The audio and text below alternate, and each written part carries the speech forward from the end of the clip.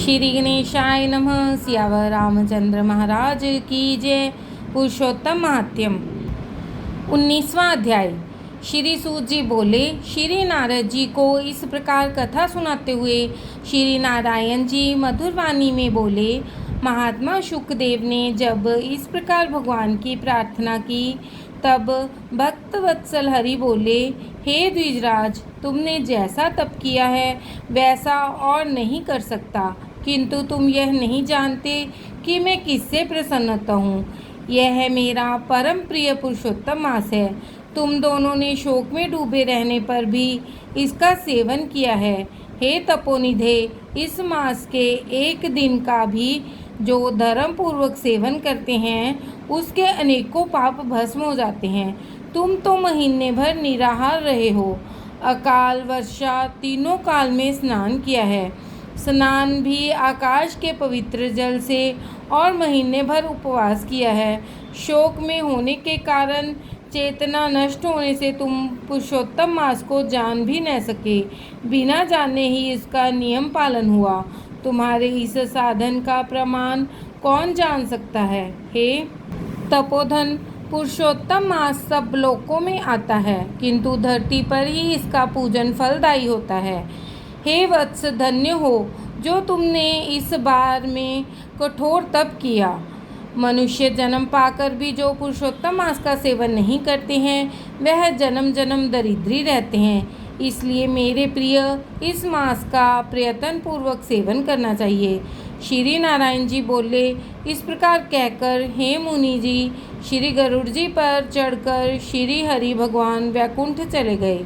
ब्राह्मण सुदेव पुरुषोत्तम मास की सेवा से मृत पुत्र शुकदेव को जीवित देखकर स्त्री सहित बड़ा प्रसन्न हुआ। बिना जाने मुझसे इसका सेवन हुआ है, यही मेरा धर्म सफल हुआ है तथा इसी से मेरा मरा पुत्र जीवित हो गया है। इस तरह का दूसरा कोई मास नहीं है और न पहले देखा था। इस प्रकार आश्चर्य करके वह उसी पुरुषोत्तम मास की पूजा व्रत करने लगे। पुत्र प्राप्त कर ब्राह्मण स्त्री सहित आनंद से रहने लगा। पुत्र भी माता पिता को सत्कार द्वारा प्रसन्न करने लगा। उस मास का पूजन एवं भगवान की स्तुति आदर पूर्वक करने लगा। सब दुखों के नाशक पुरुषोत्तम मास के नियम अनुसार अपनी स्त्री के साथ जप हवन आदि करने लगा और उसी से श्री हरि का भी पूजन होने लगा। इस प्रकार धर्म में लगा हुआ वह ब्राह्मण स्त्री सहित अनेकों सुखों को भोगकर 1000 वर्ष बाद परम लोक को गया।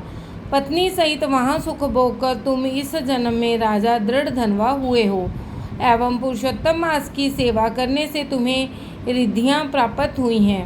हे राजन, तुम्हारी रानी वही पतिव्रता गौतमी है। राजन, तुमने जो चरित्र पूछा वह हमने सुना दिया है। हे भूपाल, पूर्व जन्म में तुम्हारे शुक पुत्र जिन्हें श्री हरि ने जीवित किया था वे शुकदेव नाम से प्रसिद्ध होकर 12,000 वर्ष पृथ्वी पर सुख भोगकर वैकुंठ गए। उन्होंने वन में तालाब के किनारे बड़ के पेड़ पर बैठकर तुमको पूर्व जन्म के पिता के नाते उपदेश दिया। उन्होंने विचारा कि यही मेरे हित चिंतक प्रत्यक्ष देवता हैं। ऐसा विचार करके तोते के रूप में हे राजन तुम्हें उपदेश दिया है। हे महाराज, अब मैं पाप नाशनी सरयू पर जाऊंगा। श्री नारायण बोले, इस तरह परम यशस्वी महाराज दृढ़ धनवा के पूर्व जन्म का हाल कहकर जब महात्मा चले गए तब पुण्यात्मा राजा बोला। श्री बृहदनारदीय पुरुषोत्तम मास महात्म 19वां अध्याय समाप्त। सियावर रामचंद्र जी महाराज की जय।